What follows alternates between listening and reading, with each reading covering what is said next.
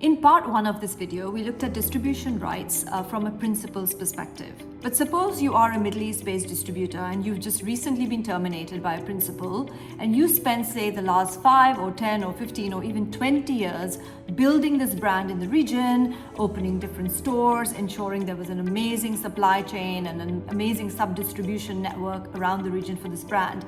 I guess you would be pretty annoyed at being terminated.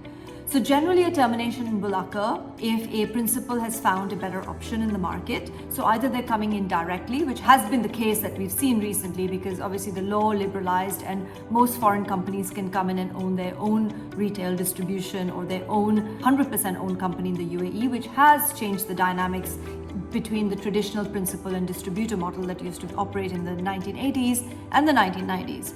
But if you were the distributor here, number one, you would want to make good your investment because you've obviously spent a lot of money, as I said, in creating this distribution chain and the brand recognition, and the principal may not want to compensate you.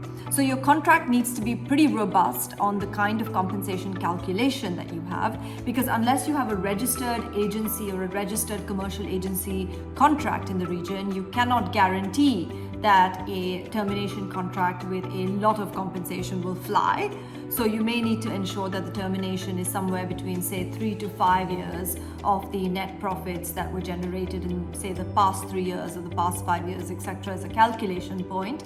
And then you also may want to ensure that whatever the new distributor is doing is something which has a smooth transition from you, so you don't lose, say, your reputation in the market as the distributor, and people don't start talking about you saying, oh, why did this termination occur? Oh, so-and-so has now been appointed to take over this distribution, etc. Because that may not be disruptive for that particular brand, but it would definitely be disruptive for the distribution and the other brands that you might have as a distributor.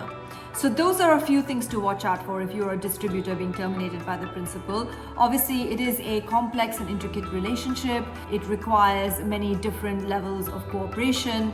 It requires the principal's team sometimes not to change, because I have also seen ad hoc termination arising as a result of the distribution team managing the distribution in the region from a principal's perspective change, and perhaps their understanding of the region has changed, and perhaps they view, say, a Saudi distributor as a better bet than, say, a UAE distributor, because whilst UAE is a smaller market in terms of the density of population compared to, say, Saudi Arabia, it has traditionally been a market where there has been significant principal and distribution arrangements and franchising and agency arrangements, and you see all the foreign brands represented here.